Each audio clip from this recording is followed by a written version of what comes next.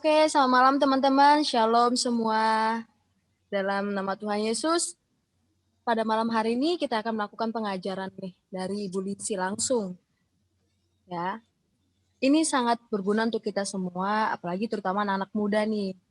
Kayak Rido, saya, dan Sekar. Sebelum kita mulai, ada baiknya kita berdoa.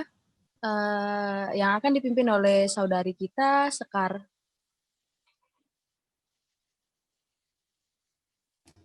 Iya. Oh, sepertinya saudari kita malu-malu. Iya, Bagaimana ayo. dengan iya nih. Dengan Kak Maya, bersedia Kak untuk membawakan doa Kak?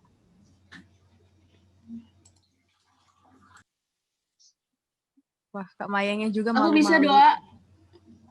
Aku bisa. Kamu bisa Sekar? Ya oke. Iya. Dipersilakan ya Kak Sekar. Bapa kami yang baik, Bapa Raja pemilik semesta alam, Bapa kami yang ada di surga, dikuduskanlah namamu Bapa. Datanglah kerajaanmu, jadilah kehendakmu di bumi seperti di surga. Bapa, pada hari ini kami bersyukur karena diberi kesempatan untuk berkumpul dan melayani. Berkatilah acara kami ya Bapak, berkatilah pengajar kami, Bu Lindsay, agar menjadi berkat bagi saudara-saudari yang menyimak pembelajaran ini ya Bapak. Berikanlah kemudahan untuk teman-teman agar lebih mudah memahami pembelajaran ini. Kami tahu ilmu ini pasti akan berguna untuk kami ya Bapak. Berkatilah murid-murid, berkatilah host dan co-host kami, berkatilah seluruh orang yang ada di sini ya Bapak, dan berkatilah seluruh orang yang mungkin tidak bisa hadir. Bapak, kami anak-anakmu berdoa dan bersyukur kepadamu ya Bapak. Jadilah kehendak-Mu, melainkan bukan kehendak kami. Dalam nama Tuhan Yesus, haleluya, amin. Amin, puji Tuhan. Oke, selanjutnya Bu Lindsay akan menyampaikan pengajarannya mengenai enemy di sekeliling kita nih. Ayo, dipersilakan Bu. Oh, nggak ada pujian sih. Ya, pujiannya di terakhir. Kita mau dengerin dulu nih pengajaran yang luar biasa. Ya, nggak apa-apa. Terima kasih ya. Onik Sekar yang sedang bertumbuh dalam Kristus. Dan saya berdoa agar kalian terus bertumbuh dalam Kristus. Juga Rido dan Yeremia, bertumbuhlah terus bersama Kristus. Di sekelilingmu, enemy di sekelilingmu. Ya. Kita merasa nggak sih kalau musuh-musuh kita itu sebenarnya ada di sekeliling kita. Dan kita jadikan teman kita. Ya. Maksudnya apa sih? Kok musuh-musuh kita jadiin teman? Itu artinya kalian tidak tahu kalau ternyata apa yang kalian temani, apa yang kalian selalu kerjakan atau yang dekat dengan kalian, itu sebenarnya adalah musuh kalian. Musuh kalian bukan berarti musuh seperti marahan ya. Lu musuh gue, lu musuh gue, lu nggak sama gue, lu musuh gue, lu bukan begitu. Musuh yang aku maksud di sini adalah yang perlahan-lahan menjauhkan kita kepada lebih ke duniawi, menjauhkan kita dari Tuhan. Seperti ini. Bukan berarti kita begitu menerima Kristus, terus kita langsung lepas dari kebiasaan-kebiasaan buruk, kita langsung terbebas dari semua belenggu dunia. Enggak. Bahkan bisa lebih kuat cobaannya. Kalau dulu kita hidup dalam dosa, jadi kita melakukan dosa tidak ada beban. Kayaknya nggak berat, biasa aja, udah ya seperti hal yang biasa orang melakukan dosa. Berbohong adalah hal yang sangat biasa. Tapi sekarang kita bersama Kristus, kita berbohong dikit aja. Ya, yang dulu kebiasaan kita suka ngebohong nih, bentar-bentar bohong sini, bentar-bentar bohong sini. Nggak ada bersalah, nggak rasa bersalah. Nah, di dalam Kristus, kita ngebohong dikit aja kayaknya salahnya gede banget ya. Nah, kita itu punya banyak sekali hidden enemy, ya, musuh-musuh yang tersembunyi, yang bahkan kita gauli setiap harinya. Teman-teman, jangan terlalu naif. Ya, di Yakobus 4, di James 4 dikatakan begini, "Hei para pezina, tidakkah kamu mengetahui bahwa persahabatan dengan dunia adalah permusuhan dengan Elohim? Jadi siapa saja yang ingin menjadi sahabat dunia ini ialah musuh Elohim." Apa yang dimaksud dengan sahabat Elohim di dalam firman ini? Maksudnya sahabat dunia. Persahabatan dengan dunia adalah musuh Elohim. Maksudnya adalah kalau keseharian kita lebih banyak kepada hal-hal yang duniawi, bukan hal-hal yang di atas, yang di surgawi, itu artinya kita sedikit demi sedikit itu kita menjadi musuh Tuhan. Karena bukan lagi Tuhan yang kita muliakan, tapi diri kita sendiri yang kita muliakan. Hanya ada dua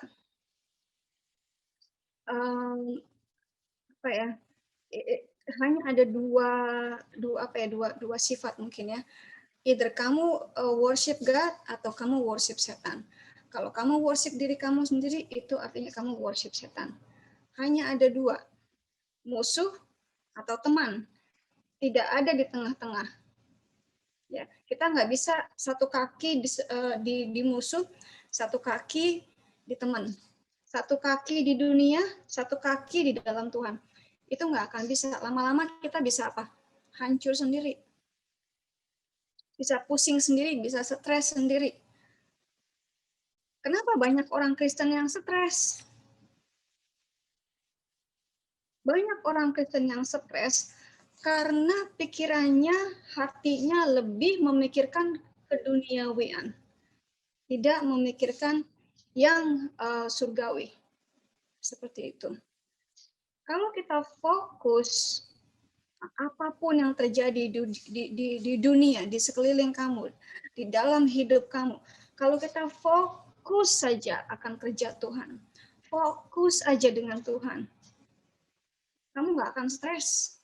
Karena dia berjanji dalam Filipus 4:18 kalau nggak salah ya. My God shall supply all of your need according to his riches and glory in Christ Jesus. Tuhanku akan memenuhi segala kebutuhanmu. Kebutuhanmu. My God shall supply all your needs, segala kebutuhanmu in Christ Jesus, di dalam Kristus. Jadi kalau kita fokus ke dalam Kristus, mukjizat, secara amazing, itu Tuhan mencukupi. Kamu butuh apa nih? Tuhan tahu kamu butuh orang tua, maka kamu akan diberikan orang tua yang mengasihi kamu. Aku stres karena aku nggak punya baju buat besok. Tiba-tiba ada aja yang beliin baju. Aku stres karena aku nggak punya teman. Tiba-tiba kamu temannya segudang yang semuanya mengasihi kamu. Seperti itu. Saya juga pernah mengalami waktu saya baru terima Kristus, seakan-akan saya sendiri karena saya memikirkan diri sendiri. Tapi begitu saya fokus dengan Tuhan, fokus dengan Kristus dan kerja Kristus, saya baru tahu ternyata teman-teman saya, keluarga saya itu banyak dan lebih banyak lagi. Sekarang keluarga saya banyak banget. Di WAFM, di Lahir Baru, di Sri Kandi, itu semuanya keluarga saya. Semuanya kakak saya, semuanya adik saya, semuanya orang tua saya. Yang di Lahir Baru itu semuanya anak-anak saya. Termasuk Rido, termasuk Sekar, termasuk Monik, termasuk Yeremaya. Itu semua anak-anak saya. Saya perhatikan mereka, saya doakan mereka.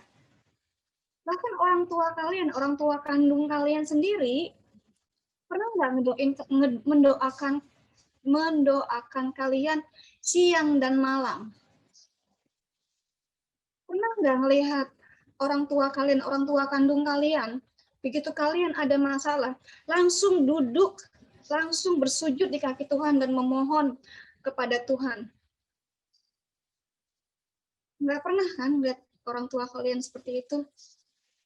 Tapi orang-orang tua kalian sekarang nih, seperti Bu Maya, seperti Bu Rizka, seperti Bu Esti, begitu anak-anak, begitu mereka tahu anak-anaknya ada dalam masalah, langsung gabung. Bu, si ini ada masalah, Bu, si ini ada masalah. Yuk kita berdoa, kita tundukkan kepala, kita serahkan kepada Tuhan. Seperti itu. Itu kalau kita fokus kepada Kristus. Dan Kristus Kristus tidak menjamin bahwa hidup kita tidak akan lepas dari gelombang kehidupan. Selama kalian masih hidup, selama kalian masih berdarah-darah, masih bernafas, maka gelombang kehidupan itu akan terus ada. Tapi bagaimana kita bisa memisahkan antara enemy dan teman? Ya, salah satu yang membuat musuh kita yang kita tidak lihat atau kita tidak melihat sebagai musuh adalah kebiasaan dan gaya hidup. Kalian harus merubah cara berpikir kalian. Cara berpikir yang dulu sebelum menerima Kristus dengan cara berpikir yang sekarang itu berbeda. Cara berpikir yang dulu yang hanya mementingkan diri sendiri, yang penting gue menang, yang penting gue untung, yang penting gue nggak dimarahin, yang penting gue. Di mana ada kata Tuhan? Nah sekarang kepada Kristus, kita beda fokus, beda lagi cara kita berpikir. Kebiasaan kita yang dulu, apa ya kebiasaan? Saya udah lupa sih ya, kebiasaan orang Islam dulu kayak gimana sih? Ya, 22 tahun berapa 23 tahun ya. Meninggalkan Islam itu saya hampir lupa kebiasaan saya dulu di Islam itu seperti apa. Kebiasaan merokok. Saya dulu juga merokok. Kebiasaan merokok itu udah hilang. Kebiasaan apa lagi? Kebiasaan menghambur-hamburkan uang. Begitu selesai gajian, pesta-pesta, udah nggak ada lagi. Gimana sih bisa begitu? Saya nggak tahu. Karena Tuhan yang merubah saya. Asalkan kalian fokus kepada Kristus, maka Tuhan Kristus akan merubahkan diri kita dari dalam. Cara kalian berpikir, bukan lagi asalkan gue menang, asal gue menang, yang penting gue menang, yang penting gue. Sekarang ganti fokusnya, ganti cara berpikir, bagaimana Tuhan. Apakah yang sekarang kita lakukan ini, habit kita, kebiasaan hidup kita, gaya hidup kita itu mencerminkan Kristus. Kalau kalian hidup seperti di dunia, hidup seperti orang Muslim, ngomong seenaknya, bohong udah jadi makanan sehari-hari. Kalau nggak bohong, seakan-akan nggak kenyang. Nah, itu cara berpikir yang dulu rubah. Karena sekarang kita bertanggung jawab langsung kepada Kristus. Ya. Kalau kalian sama seperti mereka ngomongnya seenaknya aja. Ngomong ngatain orang seenaknya aja. Seenak dengkulnya. Apa bedanya kalian dengan kadrun? Kalian mengkadrun-kadrunkan mereka, tapi mulut sendiri nggak jauh beda. Sekarang kita mesti keluar dari tradisi. Orang tua kita misalnya. Tradisi orang tua kita seperti apa sih? Kalau orang tua kita dulunya rokok, si bapak suka mukulin ibu, si ibu suka nilepin duit, apapun kebiasaan orang tua. Karena sekarang kalian sudah diputuskan hubungan rohani kepada kebiasaan-kebiasaan mereka. Rubah gaya hidup kita. Rubah kebiasaan kita.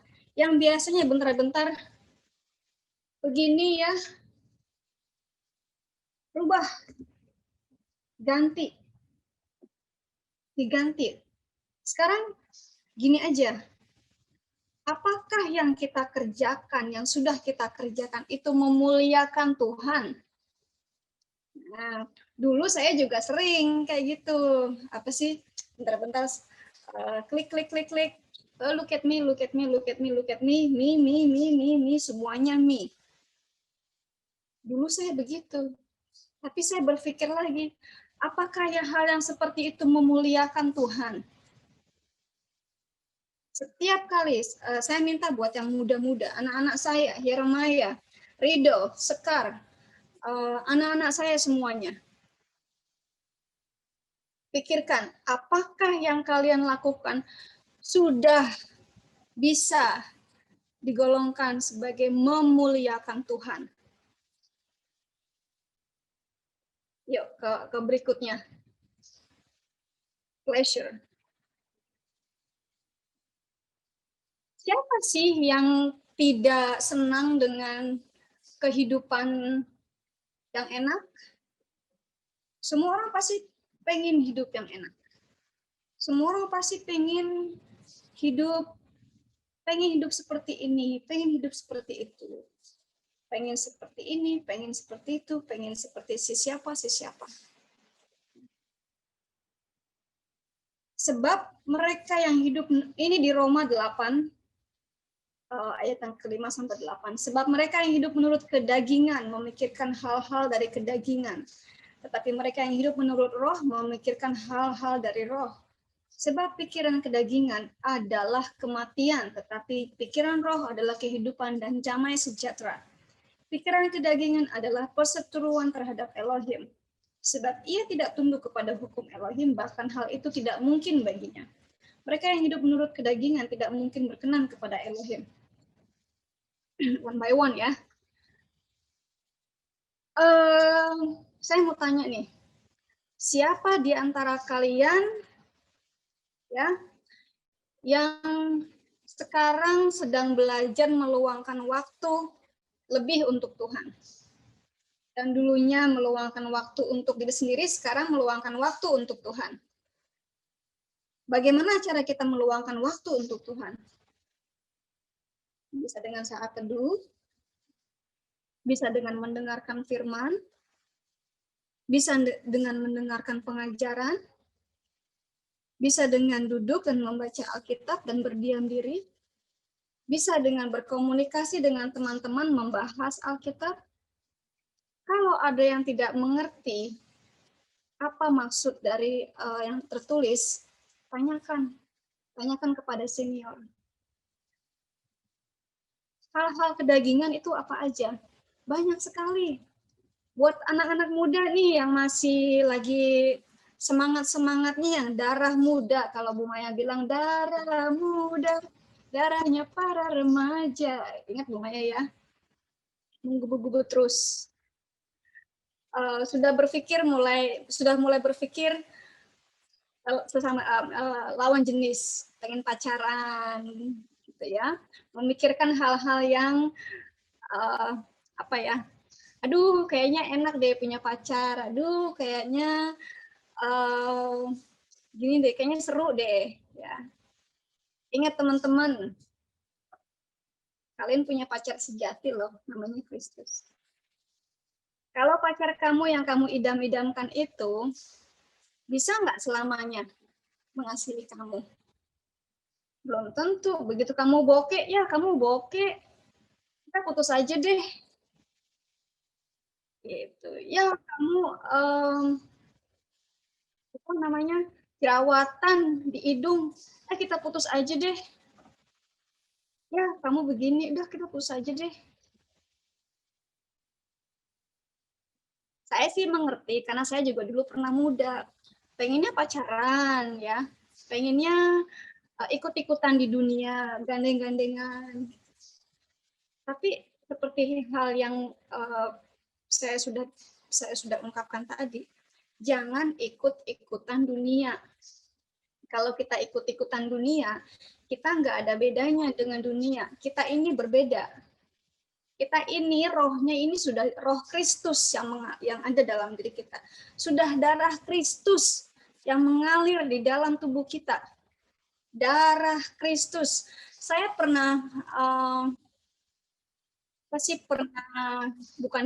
bukan debat ya, tapi di Twitter ya ada, kalau di sini kan namanya ada ancestry.com.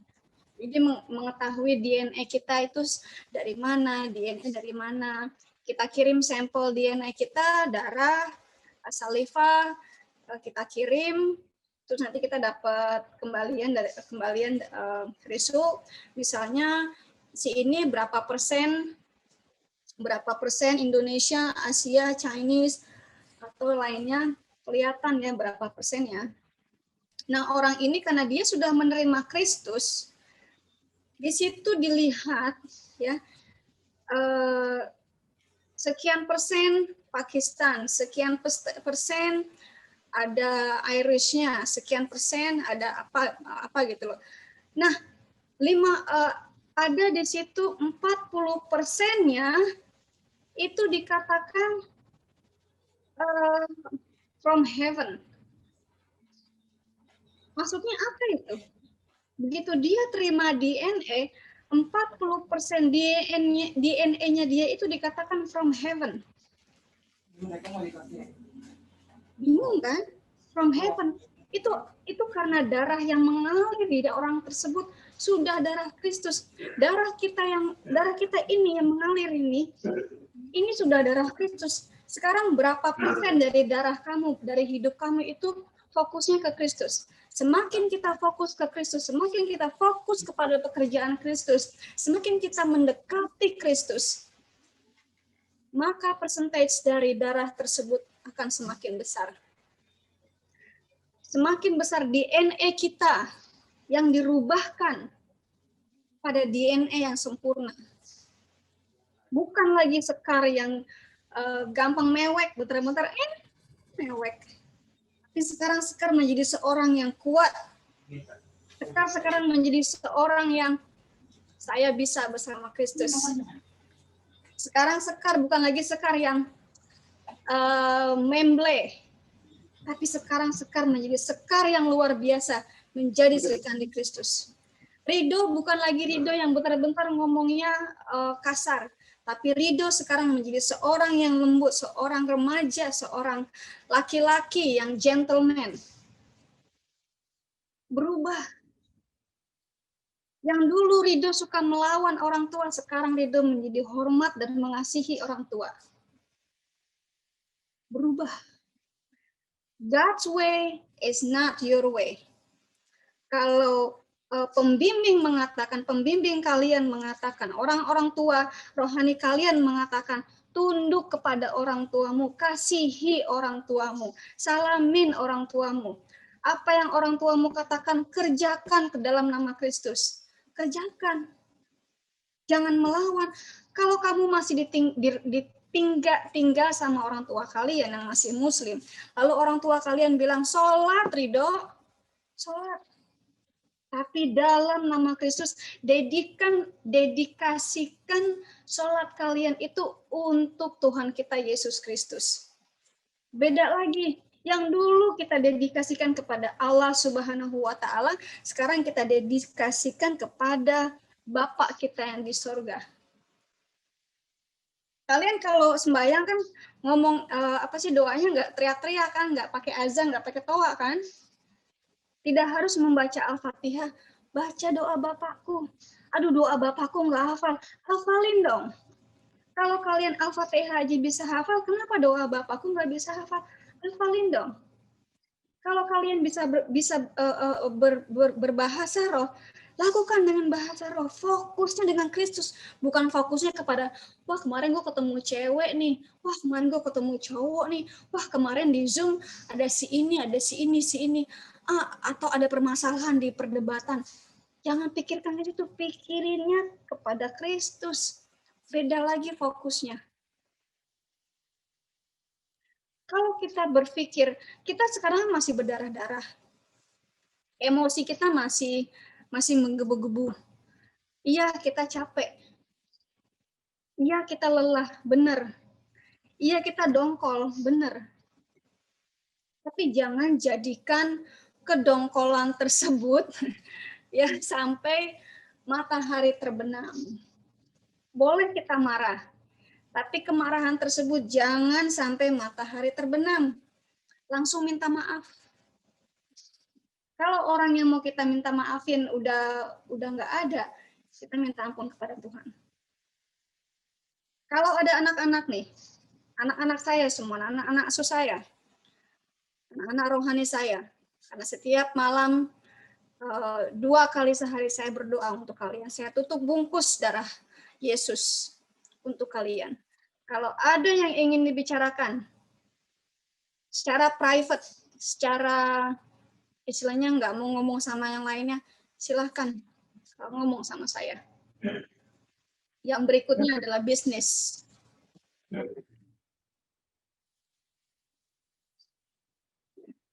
Bisnis, kerjaan.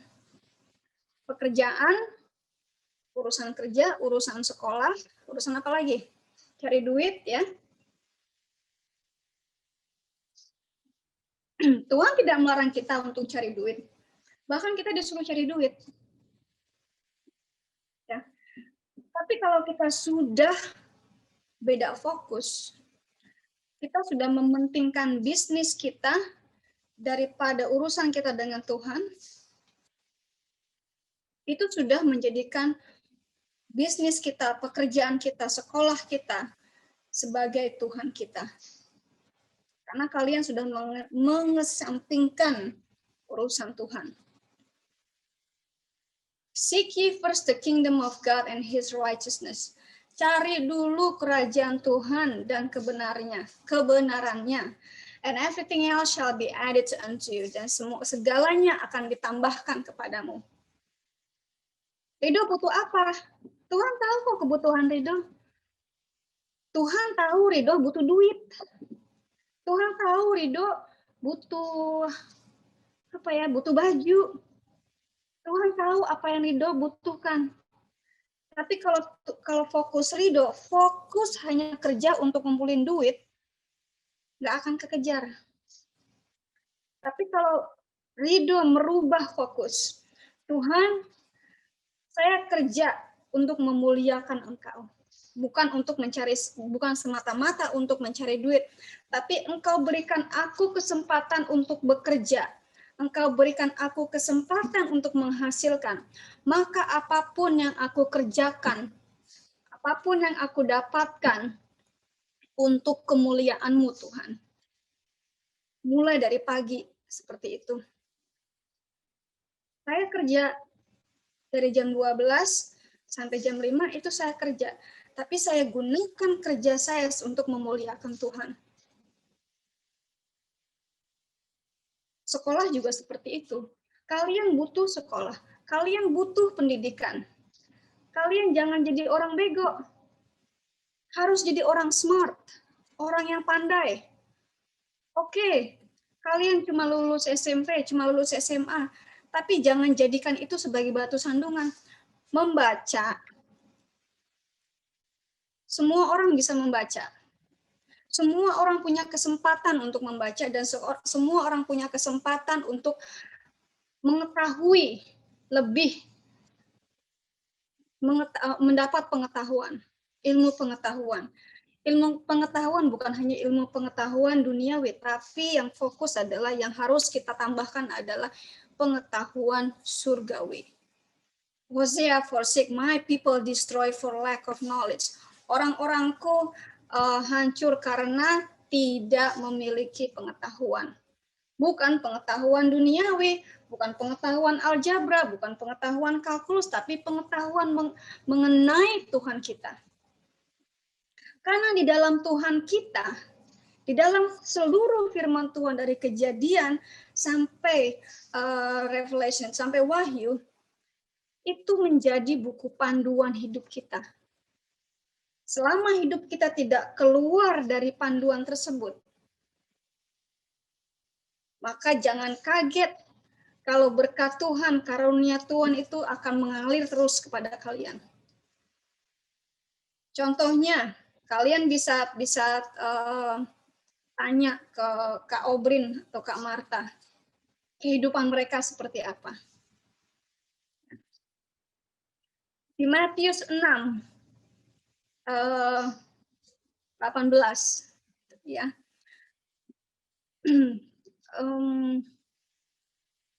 19 ya.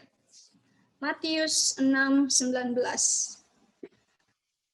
Lay not up for yourself treasure upon earth.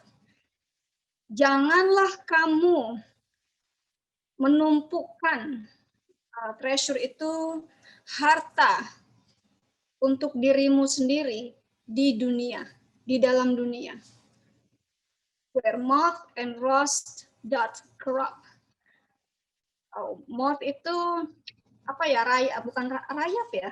Kalau di Indonesia itu rayap ya. Rayap dan rust itu apa sih yang coklat-coklat? Kalau yang di besi itu karatan ya. Akan memakan baju dan besi. Dan di mana si pencuri akan bisa mencuri. Where thieves break through steal. Kalian mengumpulin duit sampai bagaimanapun di bank misalnya.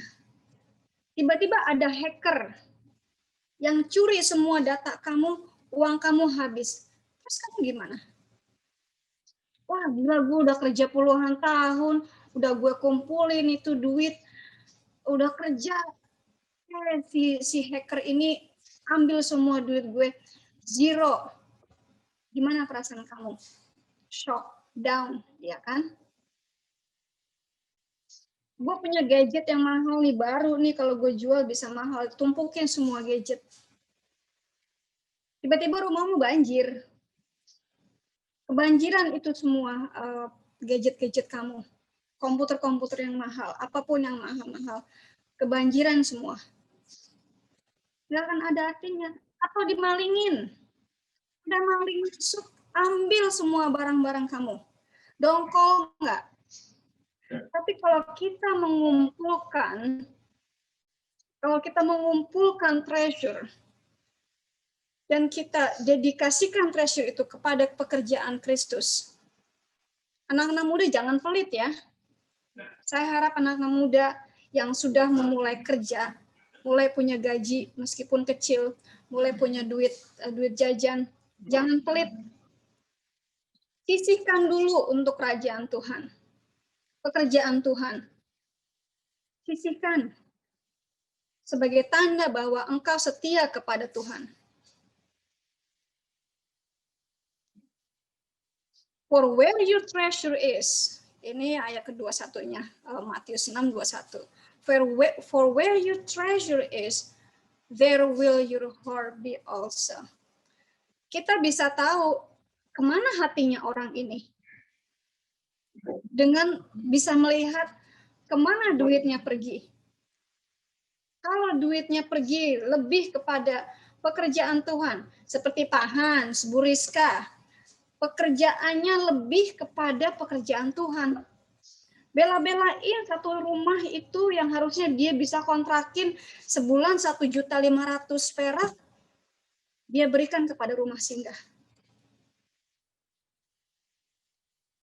Apalagi sekarang beliau sedang membangun kembali di sebelahnya itu untuk rumah singgah. Orang-orang seperti ini, seperti Pak Hans dan seperti Bu Rizka, seperti Bu Maya, yang memberikan tenaganya, effortnya, pikirannya itu kepada Tuhan, pekerjaan Tuhan, itu adalah orang-orang yang super kaya, lebih kaya dari Bill Gates. Karena apa? Mereka menabungnya kepada Tuhan. Mereka menabungnya kepada surga, bukan kepada dunia. Kalau tiba-tiba market crash, orang-orang yang ada di dunia ini, mereka kalang kabut. Banyak orang-orang kaya, orang-orang miliuner di sini di Palm Beach itu bunuh diri. Karena uang mereka habis. Mereka main di trades, mereka main di Wall Street, mereka making money, making $1 million, bukan milian rupiah ya, udah $1 million. Tiba-tiba crash, mereka nggak punya apa-apa, bunuh diri. Nah, kalau kita, orang-orang seperti Pak Hans, orang-orang seperti Bu Maya, di dalam Mazmur 91, mereka mendapat jaminan dari Kristus kalau mereka akan selalu dipenuhi kebutuhannya. Philippians 4. Kebutuhan mereka akan selalu tercukupi. Mereka akan selalu dilindungi. Akan ada aja berkat yang mengalir. Dari mana datangnya? Mereka nggak tahu. Pokoknya berkat itu mengalir aja. Ada aja rezeki dari sini. Ada aja pekerjaan. Ada aja di saat orang-orang pada lay off, pada dipecat kerjanya, kok jadi kamu punya kerjaan? Padahal pendidikan kamu nggak ada untuk pekerjaan itu, tapi kamu kok dapat pekerjaan? Itu kan luar biasa dari Tuhan.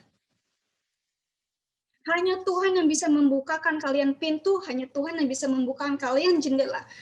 Yang namanya hoki, keberuntungan itu sudah ditetapkan oleh Tuhan. Tapi yang namanya berkah, itu adalah kelebihan orang-orang untuk Kristus. Berkah adalah kelebihan yang hanya Tuhan yang punya, yang bisa disalurkan kepada kalian.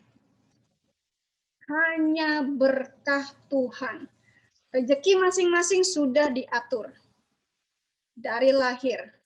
Tapi berkah hanya Tuhan yang bisa atur. Berkah hanya Tuhan yang bisa memberi. Setan nggak bisa ngasih berkah, setan cuma bisa mencuri. Jadi kalau kita fokusnya kepada Tuhan, fokusnya kepada pekerjaan Tuhan, Tuhan melihat, dan Tuhan bukan adalah Tuhan yang bokeh. Tuhan kita ini bukan Tuhan yang bokeh. Kalian ya nggak perlu tipu-tipu untuk ngedapetin duit yang lebih. Kalian nggak perlu kalau orang-orang di tetangga tuh suka mana ke dukun ya, dukun pengasihan, pesugihan gitu. Kita nggak perlu. Tuhan kita adalah Tuhan yang kaya raya. Setiap emas yang ada di bumi, berlian, semua perhiasan kekayaan yang ada di bumi ini adalah milik Tuhan.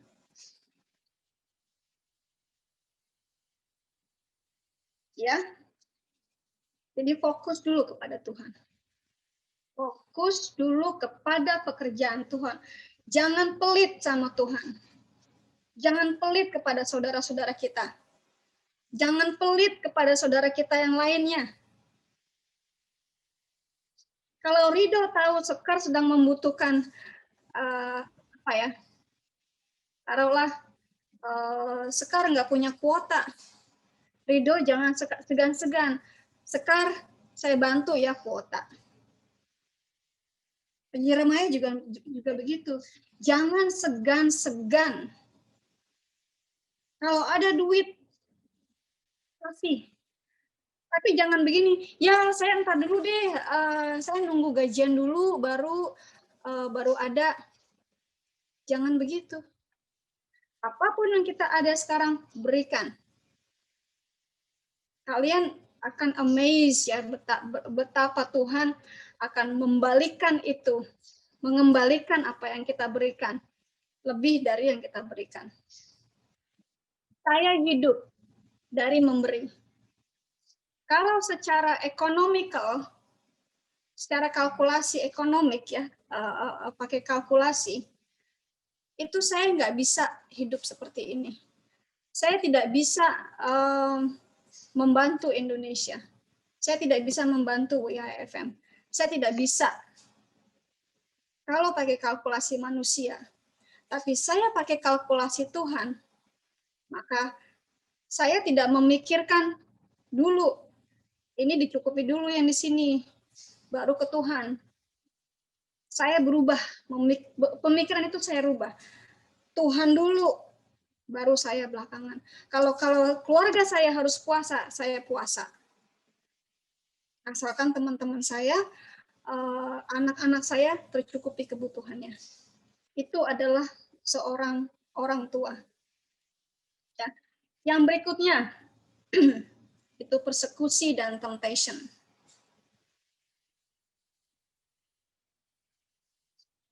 Persekusi dan temptation.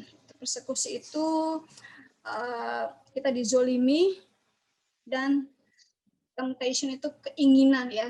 Wah, pengen begini. Dicobain.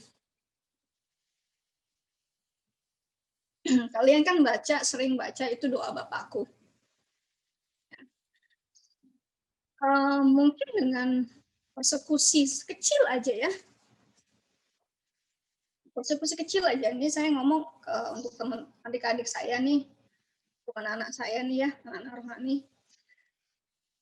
Kalau baru diomelin sama orang tua aja ya, diomelin misalnya, kamu kok nggak pernah sholat, kamu kok nggak pernah begini, nggak pernah puasa lagi, kamu dikunciin, kamu nggak boleh bergaul, kamu dimatiin wifi-nya karena kamu nggak boleh berhubungan dengan teman-teman lahir baru yang lainnya. Kamu dijauhi teman-teman. Atau ada temptation, nih misalnya temptation apa ya? Tapi karena anak-anak remaja ini lagi darahnya lagi menggebu-gebu ya, temptation punya pacar, temptation melihat yang porno, pengen melihat sesuatu yang seharusnya kamu tidak lihat, bahkan tidak kamu pikirkan, kamu mulai ke situ. Mungkin kamu bisa overcome dengan temptation. Saya sangat kagum dengan anak-anak Indonesia nih sekarang, terutama remaja-remaja di lahir baru. Sangat kagum. Kalian bisa menjadikan persekusi sebagai apa ya, tombak, sebagai batu loncatan iman kalian. Saya luar biasa. Saya melihatnya sangat luar biasa. Sekar, Ridho, berapa kali Ridho mesti di ruqyah? Ya. Kenapa Ridho mesti keluar dari rumah orang tuanya? Kenapa Ridho mesti kerja bukannya sekolah? Kenapa Ridho harus menghidupi dirinya sendiri? Kenapa Sekar sekarang harus tinggal di rumah, di keluarga Kohans? Itu luar biasa. Luar biasa sekali kalian. Benar-benar. Kalian bisa melewati persekusi tersebut.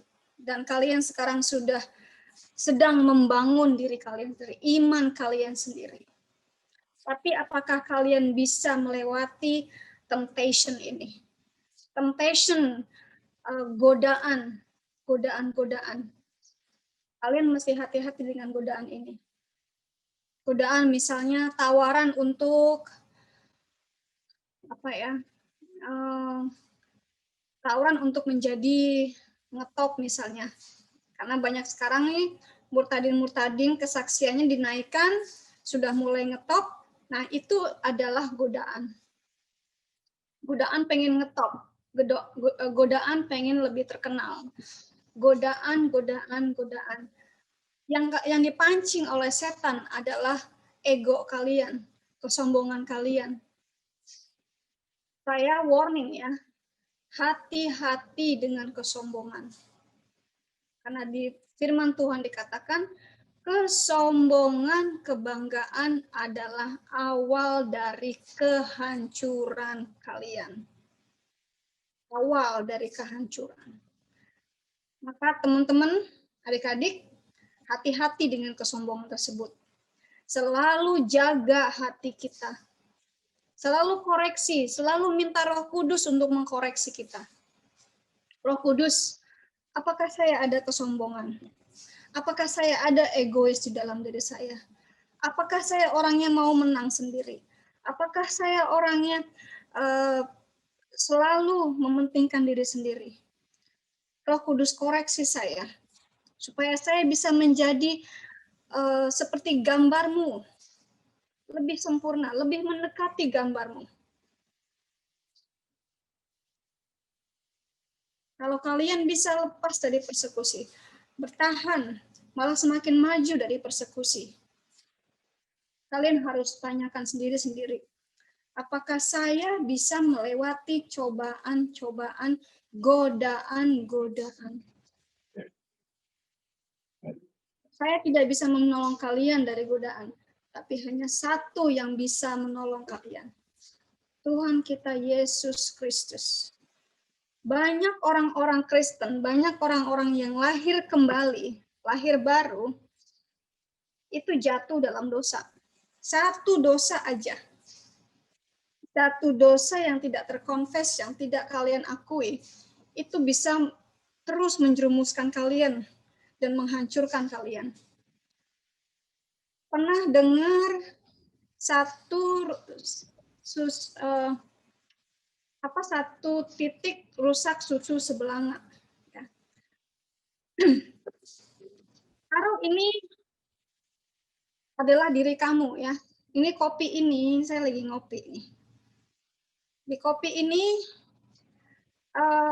taruhlah kamu yang baru lahir baru, yang sudah bertobat. Ya.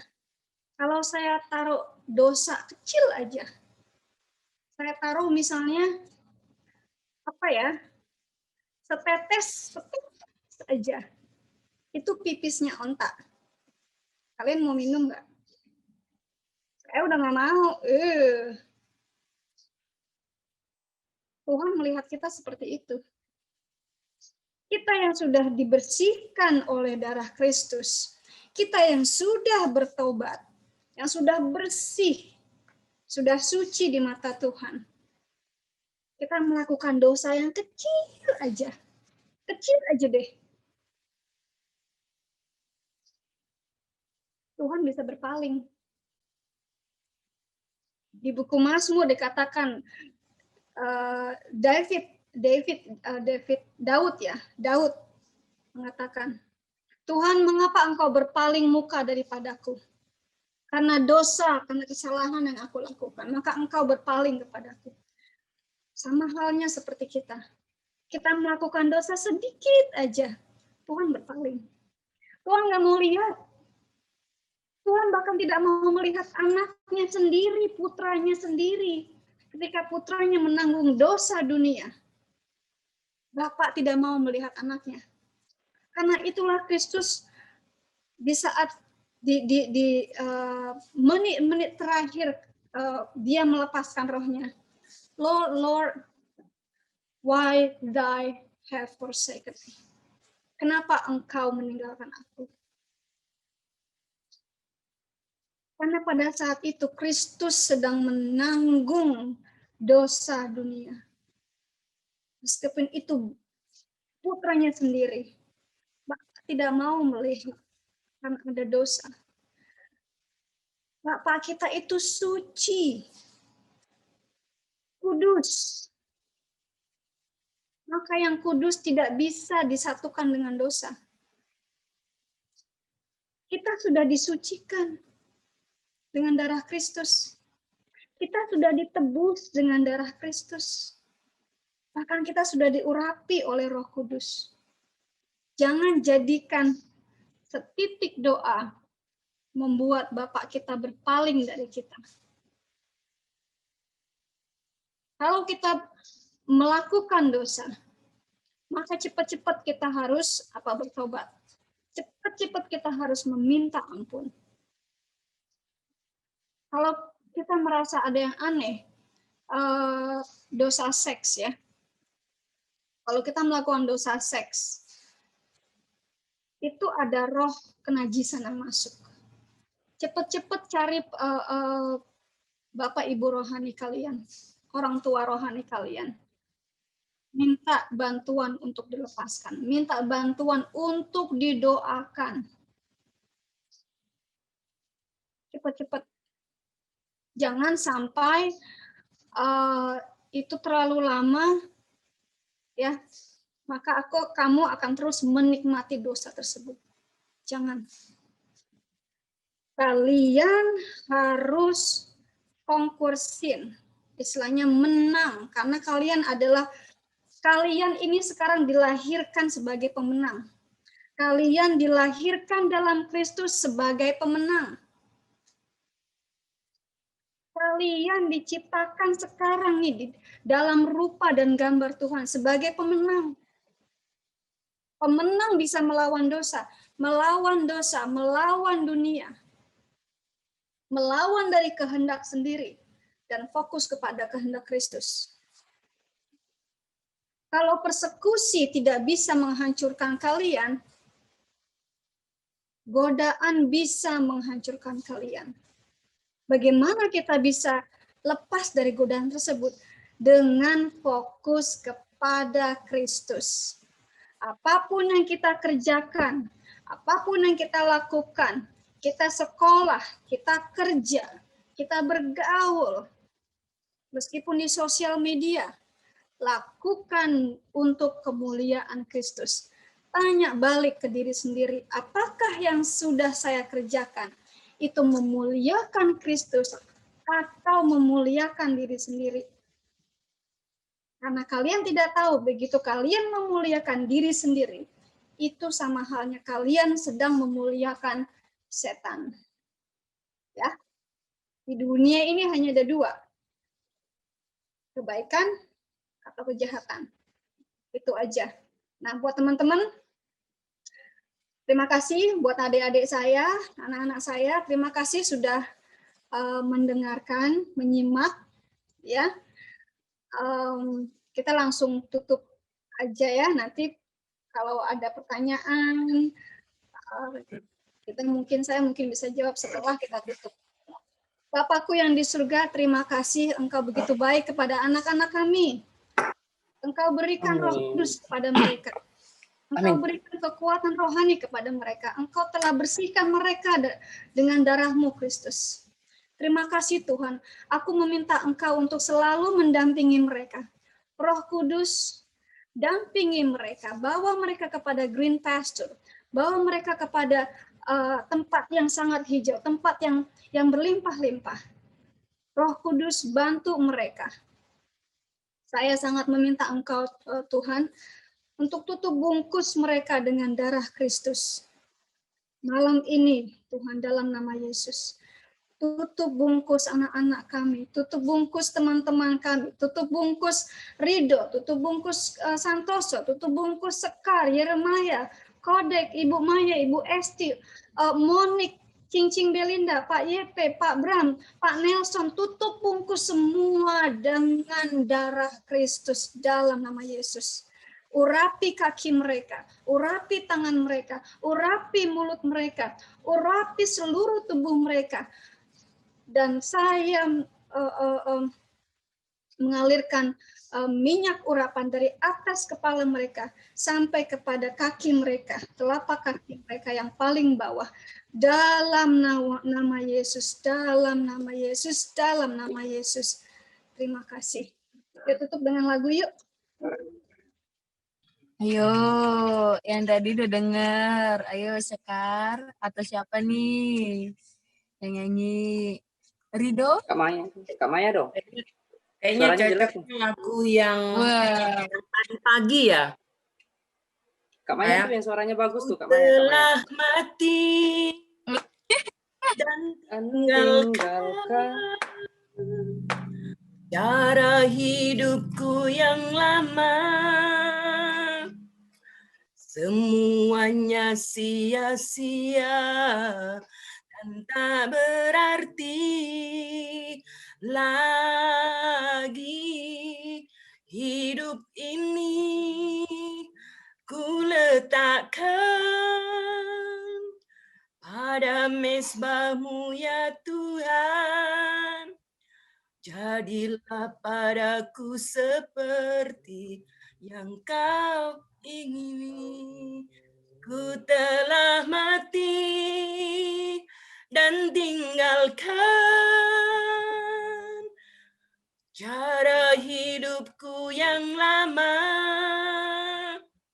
Semuanya sia-sia dan tak berarti lagi. Hidup ini ku letakkan pada mezbah-Mu ya Tuhan. Jadilah padamu seperti yang Kau ingini. Haleluya, itulah doa kami Tuhan. Itulah doa kami telah mati terhadap dosa kami telah mati dengan cara hidup kami yang lama, yang pikiran kotor, memikirkan hal-hal yang tidak berkenan kepada Tuhan. Kami telah ditebus oleh darah Kristus yang kudus, kami telah dimenangkan, kami telah diselamatkan. Kami sangat bersyukur Tuhan. Kami mau Tuhan agar Kau pakai kami, setiap kami anak-anak-Mu di Zoom ini, di grup lahir baru, di Sri Kandi Tuhan, sebagai alat-Mu untuk membawa keluarga-keluarga kami, papa, mama kami, adik, kakak kami Tuhan, agar mereka juga mengalami seperti yang kami alami Tuhan. Kami berdoa Tuhan agar Roh Kudus-Mu sendiri yang akan mengajar mereka, Engkau sendiri yang akan meneguhkan mereka dalam menghadapi tekanan-tekanan keluarga Tuhan. Terima kasih Bapa, kami menyerahkan semuanya hanya ke dalam nama Tuhan Yesus Kristus. Amin.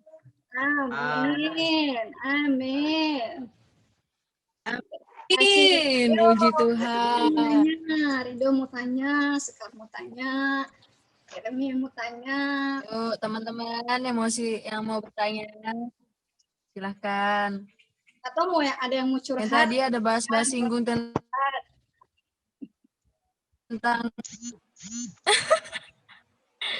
yang tadi udah dibahas tuh, disinggung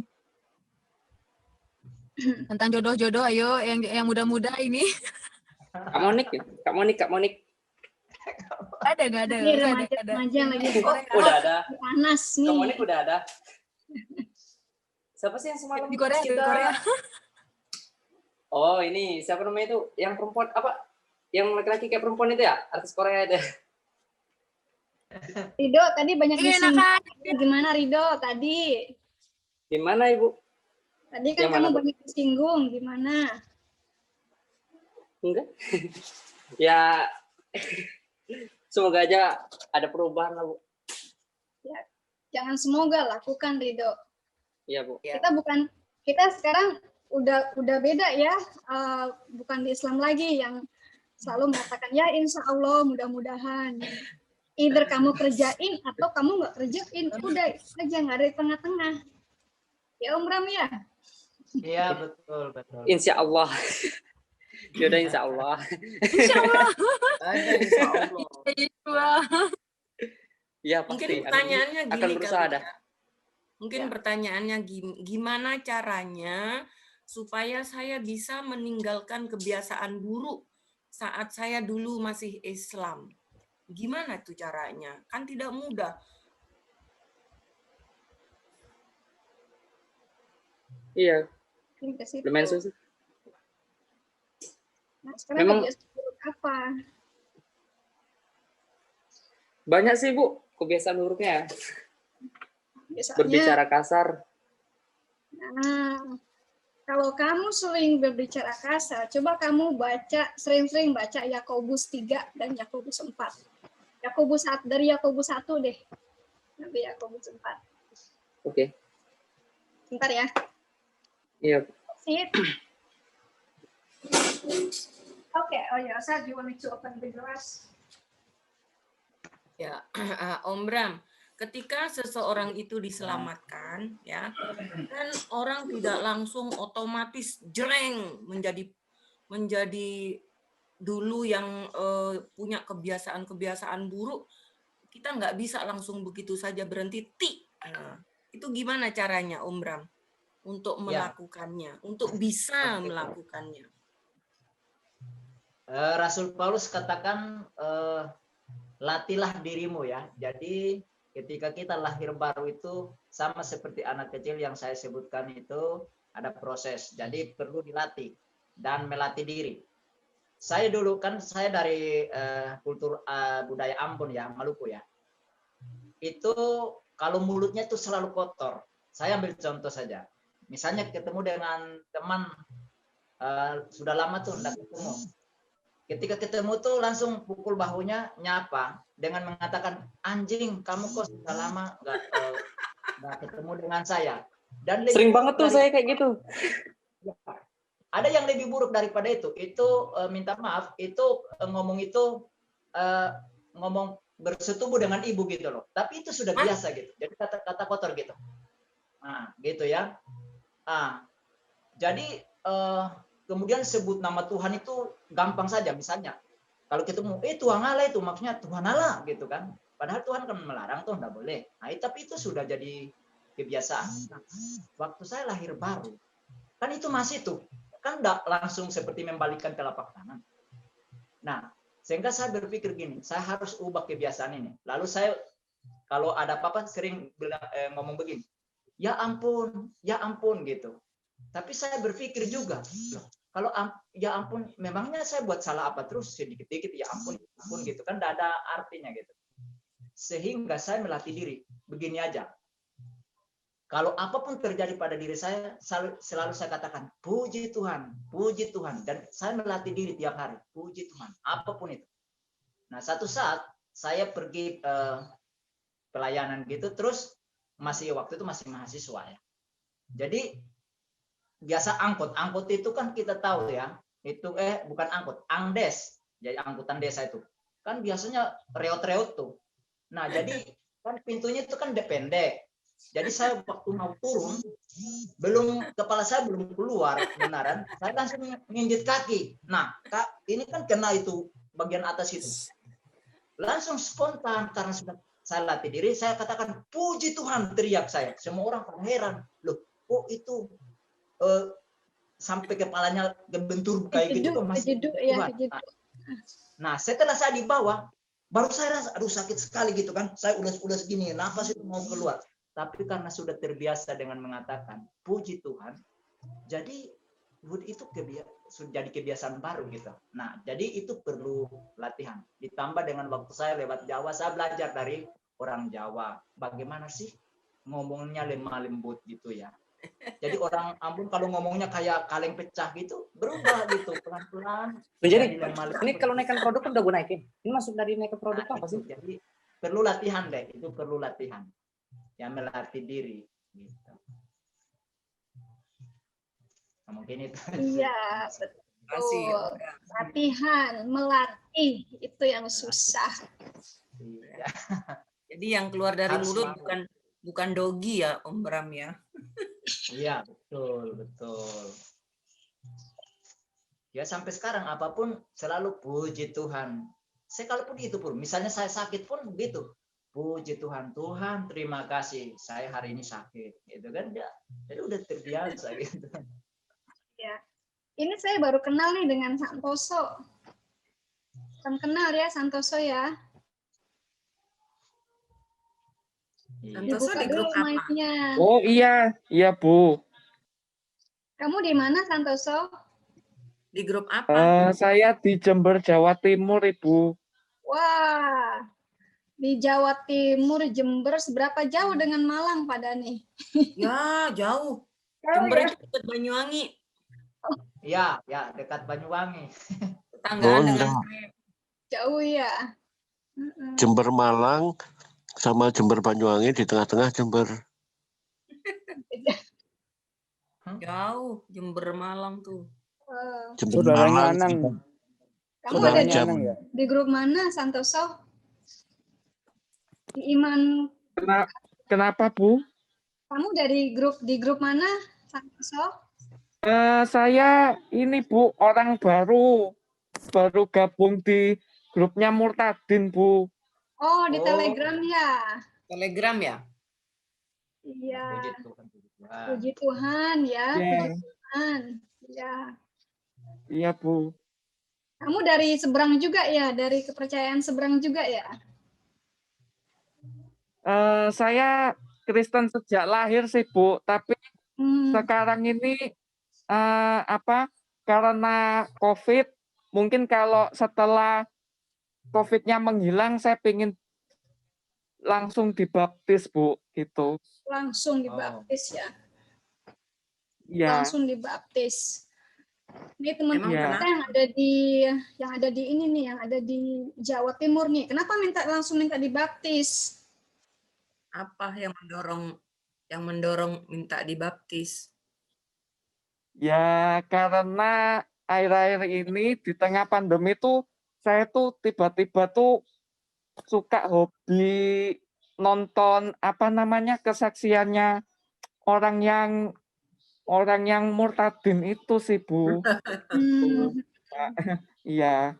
Ya, di sini banyak murtadin nih. Saya salah satunya, ada Sekar, ada Bu Maya, ya ada Rido, ada Bagus Fatur, itu teman-teman murtadin semuanya.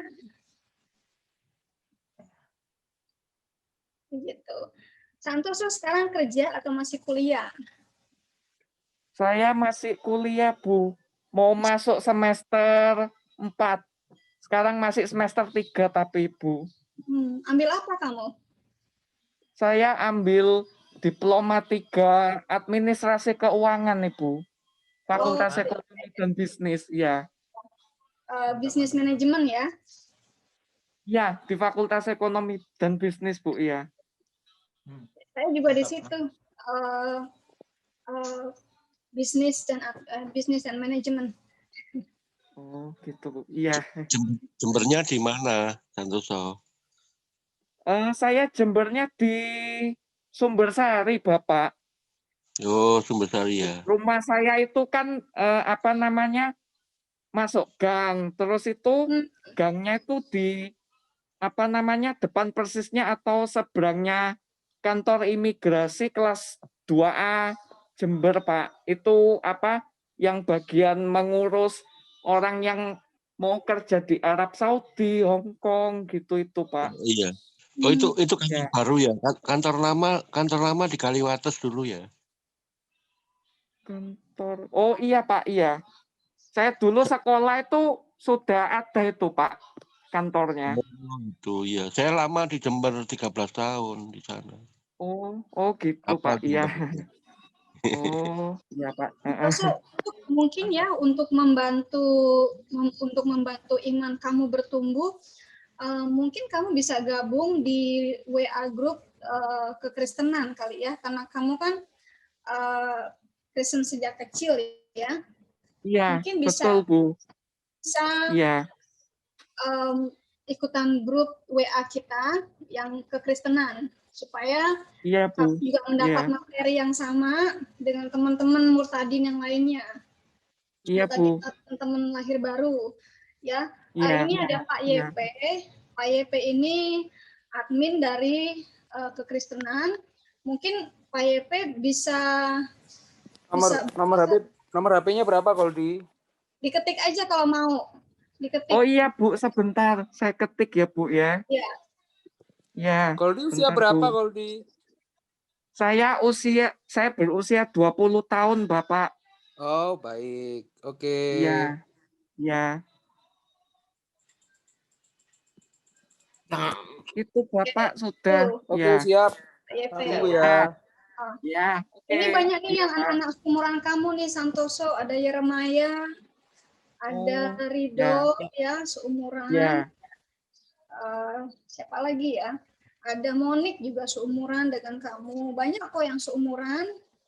Oh, gitu. Terus iya, kamu bisa gabung. Ada acara remaja di sini. Ada acara membaca Alkitab remaja di sini. Oh iya. Pasti program-program untuk remaja banyak sekali. Kamu bisa ikut. Ya, ada adik-adik kamu di sini Sekar 17 tahun, ya ada Fatur, ya 17 tahun. Fatur mungkin mukanya muka 30 tahun, tapi sebenarnya masih 18 ya Fatur. Fatur masih kelas 12. Fatur itu nggak ada Fatur ya di sini. Ada. Ampunilah dia, Fatur. Enggak, itu kan wajah-wajah berwibawa. Kenapa, Bang? Nih, masih muda. Tuh, masih imut tuh. Makanya pasang foto profile yang bener dong. Iya, pasang. Oh iya, ganteng. Om Iya, ditaruh. Tur ganteng, Tur. Fatur. Ya, saya 30 tahun yang silam itu. Ikut aja ya. Gemuk. Ya, gemuk Fatur.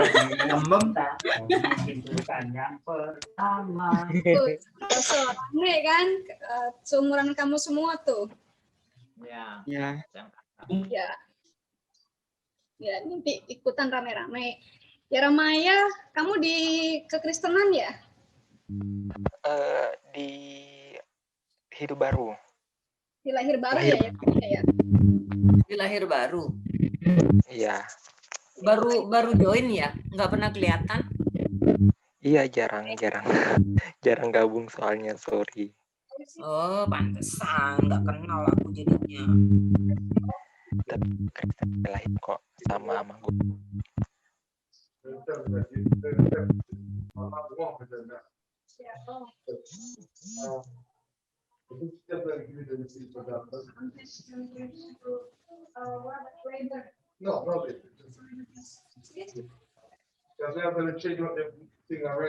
Okay, let me write the check for you. I appreciate it, Sita. Thank you so much. Your patience too. Your patience means a lot to me. Thank you so much.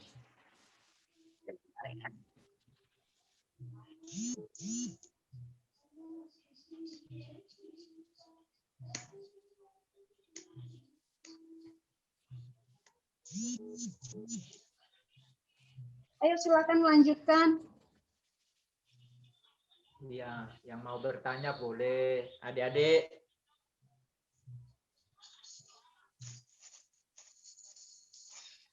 Atau cerita boleh.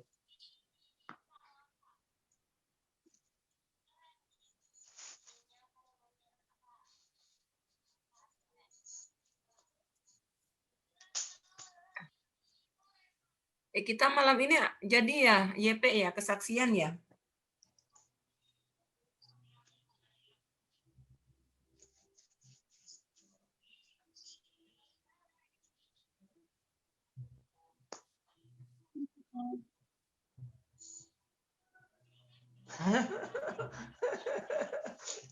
Apa, Om Bram? Ibu muda. Ibu muda katanya ini Santoso panggil Sekar ibu muda. Nggak apa-apa, aku lebih pengen jadi ibu-ibu.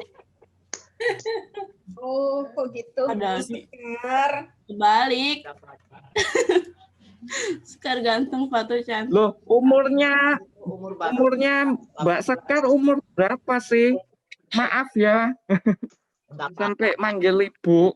Enggak apa-apa. Iya. Panggil ibu nggak apa-apa. Tapi di sini yang paling tampan memang ini siapa namanya? Kak Fatur paling ganteng itu. Fatur siap. Enggak.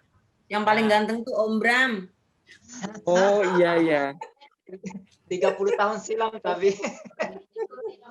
Panggil ibu nggak apa-apa kok, lebih cocok ibu juga. Ibu Sekar. Kalau Sekar ini ya seusia dengan anak saya. Maka saya panggil dia anak kan gitu.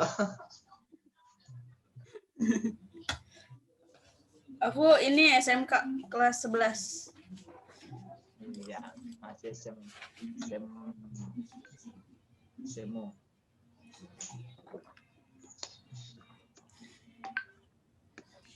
Iya Tur, iya bohong, tahu bohong. Jizaku anjir. Tahu kok bohong, tahu. Aku pernah melihat. Aku sayang Sekar tapi bohong. Siapa yang bilang? Fatur. Udah dihubungin Adam. Malah Adam telepon saya.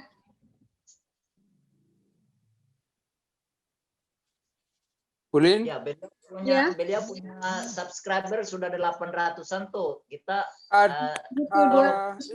ini ada orang luar nggak? Oh, nggak ada ya. Adam akun yang baru kemarin ke hack juga kayaknya. Iya, di-bredel lagi. Di-bredel lagi. Jadi kita tunggulah nanti jam 10. Dia udah telepon aku udah kasih link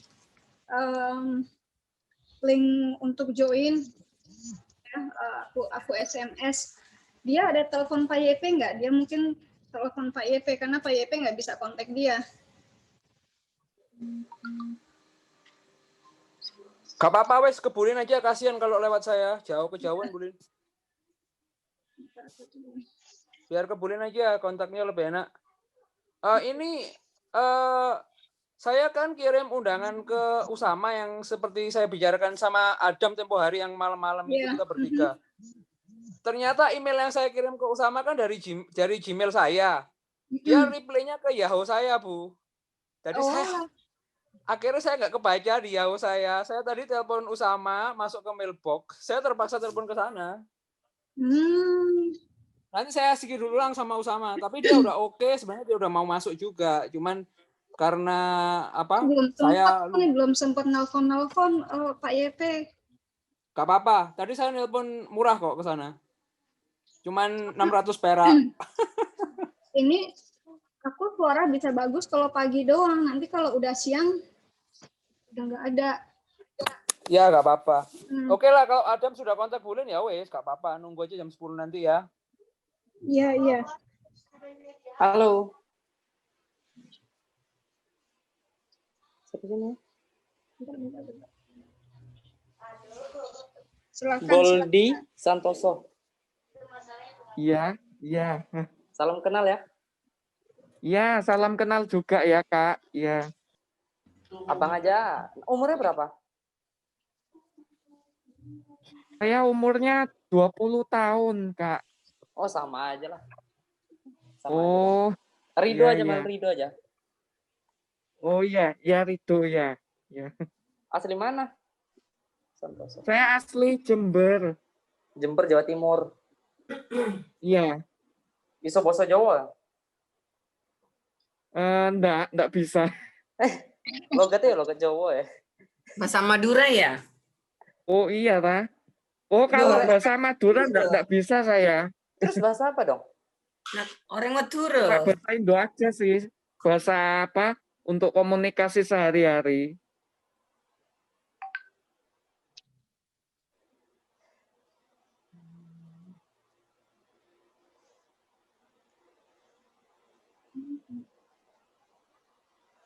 Bahasa Madura.